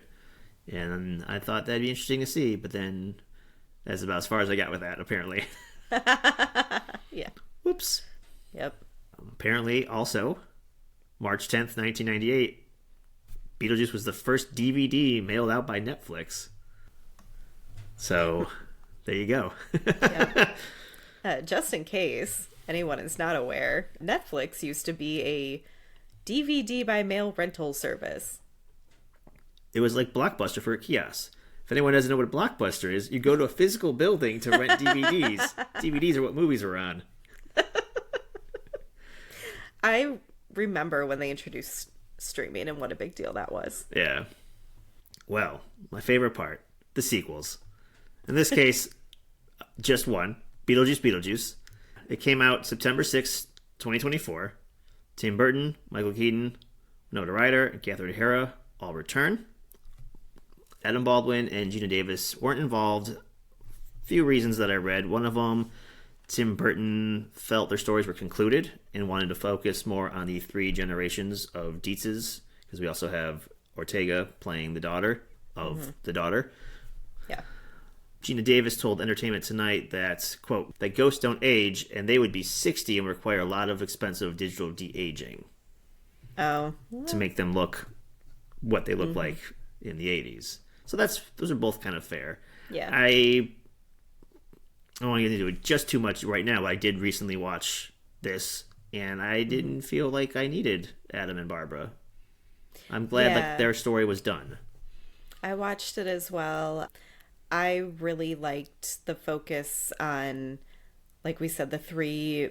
It's the three women, really, because Charles is kind of in it, but not... really. Yeah, right. I don't know if you are aware that actor is a registered sex offender now. So yeah. Okay. Yeah. So I did like the focus on basically like grandmother, daughter, granddaughter. And yeah, we had a little like side story that the granddaughter has, and that was plenty. I don't know how we would have fit the other two in. Right. They're mentioned. They are, yes. Yeah. I have some brief background on the movie, Okay. and I want to touch on that because then it plays out a little bit later. So after the success of Beetlejuice, the sequel is fast-tracked, which I found surprising because, not that I'm on the internet trolling for Beetlejuice gossip and news for 40 years, but I figured after the cartoon, like, the play was the revival, and they're just like, okay, yeah, it's up for IP's up. We can do, a stage performance, this and that. I didn't really know that they really wanted to make a sequel right away. Read that, I was surprised. There were 2 scripts commissioned in 1990. The first one, Beetlejuice in Love, What? was penned by that third screenwriter you mentioned, Warren Scarron, who unfortunately died shortly after turning in the first draft. Yeah, I believe he had bone cancer. It was some sort of cancer. So they probably just felt not appropriate to go that route, I would imagine. Okay. In that same year, Tim Burton hired Jonathan Gems to write a potential sequel titled Beetlejuice Goes Hawaiian. I feel like this is a Muppet movie. Why could it be goes to Hawaii, not goes Hawaiian? Like It's true. God. Anyway, there's a quote here. Tim thought it would be funny to match the surfing backdrop of a beach movie with some sort of German expressionism because they are totally wrong together, Jem said. So he does know what German expressionism is. He's never heard of it. He's... He just likes funny angles, I guess. Yeah. Apparently, the story would have followed the Deetz family moving to Hawaii, where Charles is developing a resort. Keaton and Ryder agreed to do the film on the condition Burton directed, but both he and Keaton, as in Tim Burton, became occupied with Batman Returns. Okay. Fair, yeah. I wanted to bring some of that up because what we see in Beetlejuice, with the lack of Jeffrey Jones not being in the film because he was in jail as a registered sex offender, they have his character through like claymation or a person being him without a head because he gets eaten by a shark while surfing. So I feel like they kind of tied in some of this Hawaiian motif with Charles' specific character, which I like. It's interesting enough that they still held on to that. Oh, yeah, because his character was going on an expedition in the Pacific somewhere. Yeah. Yeah, okay. So Fair. that's the only reason I wanted to bring that up, because I thought that was kind of funny. Yeah. That being said, not that I cared one way or the other about Jeffrey Jones, but I guess if with him not being in it, they could have just had him not be in it at all. I think would have been fine. Yeah. I feel like in a little bit of a way, it kind of cripples Catherine O'Hara's character a bit, because like she's just very over the top dramatic about her shark eating husband, which like that's your husband, I get it, but like it just seemed, I don't know, like I could have just had the 3 women maybe dealing with the off-screen death, and that's it. Like I didn't need a half-eaten fake Jeffrey Jones. Yeah, and someone else doing his voice, and I don't know. Yeah. That being said, though, Catherine O'Hara has a lot more screen time in this one. Yes, yeah. She's a much bigger star now. That too. Quick little rundown on the rest of the film. Lydia, who is now a talk show host, who helps people with their ghost problems, as you do. She starts to see Beetlejuice again. So I guess she hasn't seen him in a long time. That's the vibe I get. And she gets very scared. Obviously bringing back some bad memories. Things start getting weirder after the death of her father. And that brings the Deetz family back together to the house where it all started. In the afterlife, Beetlejuice apparently runs his own, somewhat seeming successful bioexorcist company. He's got a bunch of head-shrunken bobs that work for him. Yeah. He's a middle manager. Yep. However, he goes into hiding when his literal soul-sucking ex-wife returns to come for his soul, obviously. Mm-hmm. And there's a backstory there, which, as we said in the first Beetlejuice movie, didn't need it in this one either. They could have just had this actress come to be his ex-wife. She eats souls. That's all I needed. I didn't need the black and white love scene. Yeah. And he was a grave robber during plague times. Sure. I think yeah. Yeah. There was going to be something in the original movie where his backstory was him maybe during plague time. I remember plague time coming up at some point. But he was going to have ended his life because a woman left him. Mm-hmm. But he didn't do it right and died a slow, agonizing death from whatever injury he caused himself instead of having it be a quick thing. Fun. Mm-hmm. Yep. All right. Anyway, well, keep going. Yeah. Well, meanwhile, the third generation female Deetz, Astrid, she gets tricked into exchanging her life for a boy ghost that she befriends, and she's now going to be stuck in the afterlife. However, again, out of desperation, Lydia makes a deal to marry Beetlejuice if he helps find Astrid and get them back to the land of the living. Mm-hmm. Somewhere in there, we find Astrid's also dead father. Yeah. He helps them out. It was fine. I actually enjoyed it more than I thought I would. I thought it was funny.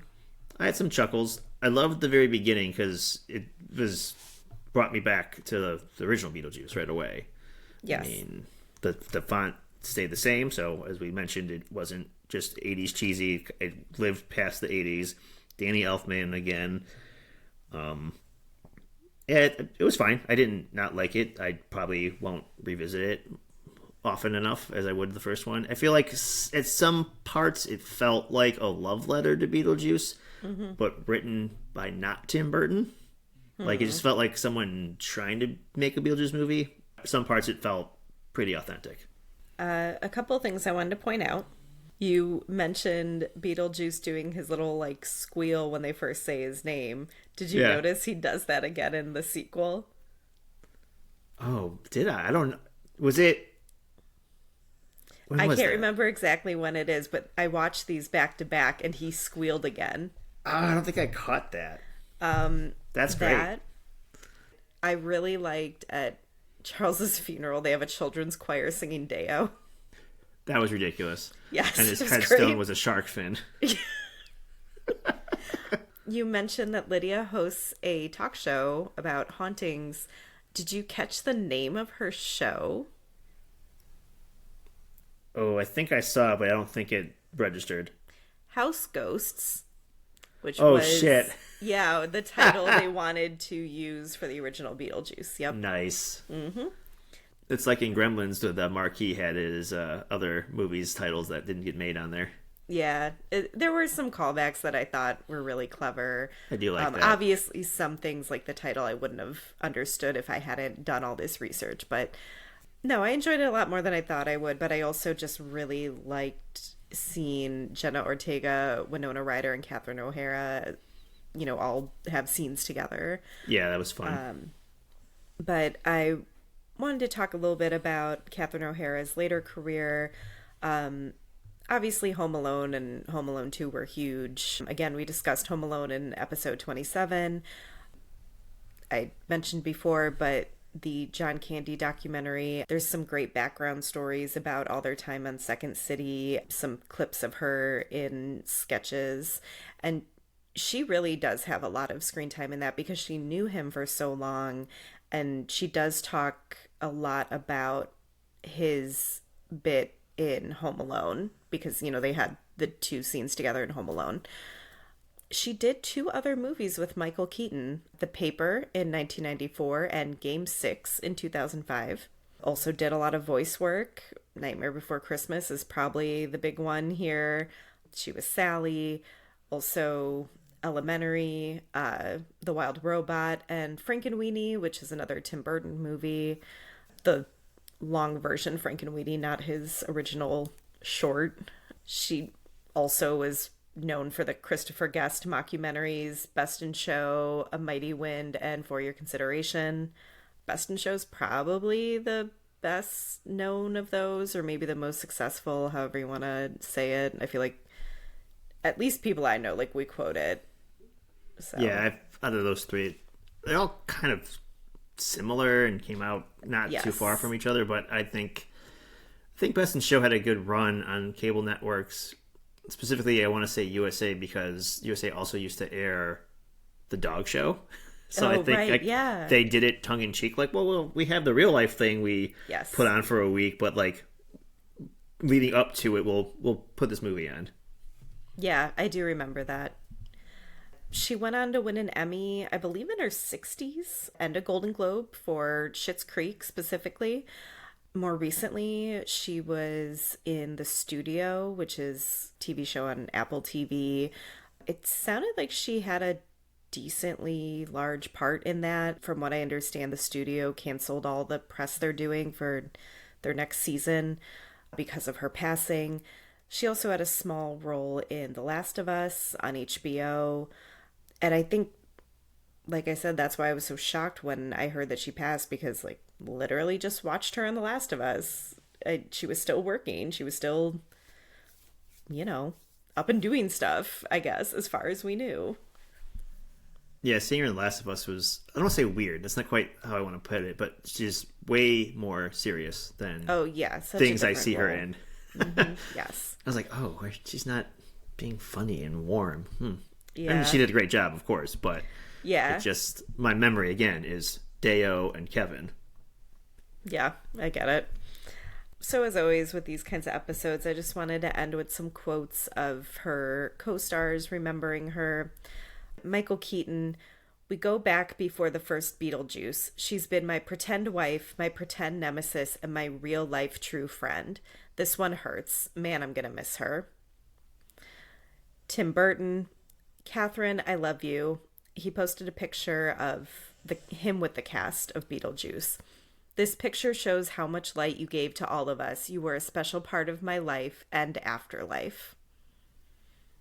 Which obviously was a very nice nod to Beetlejuice, but also it sounds like Tim Burton was really a close family friend, because, he kind of got her and her husband together, and he also sent them on a trip to the Vatican for their honeymoon, or got them their tour tickets for the Vatican. That's pretty nice. That's a good little wedding gift right there. Mm-hmm. Gina Davis: "I'm just heartbroken to learn of Catherine's passing. I'm one of the lucky people who got to observe a true comic genius in action. She gave us so much, but how can we not yearn for so much, much more? Bless you, dear Catherine." Alec Baldwin: "Catherine O'Hara was one of the greatest comic talents in the movie business. She had a quality that was all her own, and my sympathy goes out to Beau and their family." Winona Ryder, as far as I saw, did not release a statement, but on her Instagram she posted various behind-the-scene pictures with Catherine O'Hara from both Beetlejuice movies. The caption was something like "R.I.P. Catherine." Jenna Ortega, who worked with her on Beetlejuice: "Catherine is one of the most beautiful people I've ever had the honor of getting to work with and know. I'll forever cherish the time we shared together and everything she taught me. A giant and inspiration in many ways, one of the greats. Thank you so much for it all." And if you see Beetlejuice, they have at least one pretty big scene together, just the two of them. So I can imagine as a younger actress, that was probably pretty huge for her. Yeah, especially as Ortega's career continues to blossom.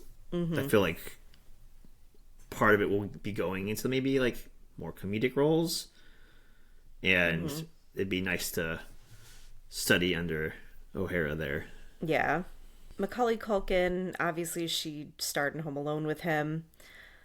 She recently did a tribute to him just a couple years ago when I believe it was when he got a star in the Hollywood Walk of Fame. So he posted pictures of that and said, "Mama, I thought we had time. I wanted more. I wanted to sit in a chair next to you. I heard you, but I had so much more to say. I love you. I'll see you later." And I feel like that one's been going around a lot since she Yeah, passed. that one's really sweet. Eugene Levy, who she worked with in Second City and later in Schitt's Creek and also on the Christopher Guest movies. Words seem inadequate to express the loss I feel today. I had the honor of knowing and working with the great Catherine O'Hara for over 50 years.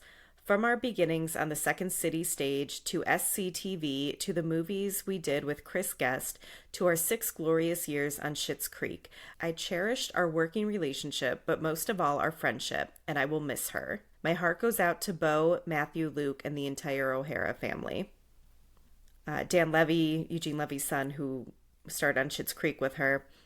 What a gift to have gotten to dance in the warm glow of Catherine O'Hara's brilliance for all those years. Having spent over 50 years collaborating with my dad, Catherine was extended family before she ever played my family. It's hard to imagine a world without her in it. I will cherish every funny memory I was fortunate enough to make with her.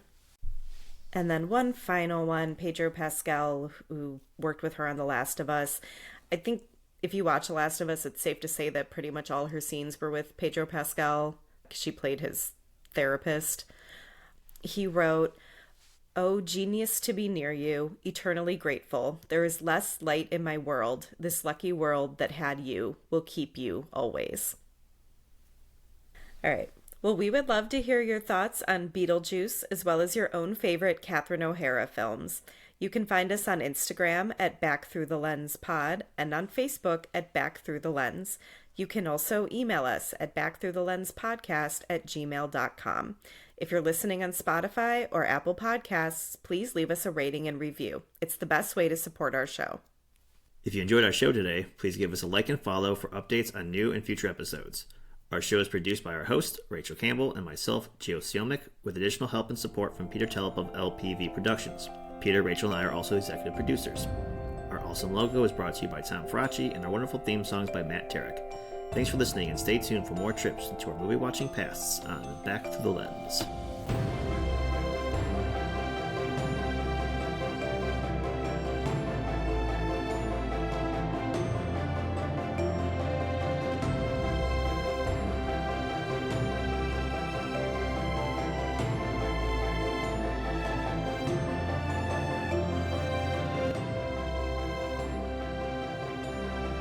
I am not coming up with what else you're thinking of.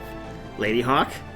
Oh, of course. That's at least one of them in recent memory. How could I forget about Lady Hawk? Do I have to play the music again? Oh, you better cut this out. Oh, shit. I just realized, yeah. Or don't. Fuck it.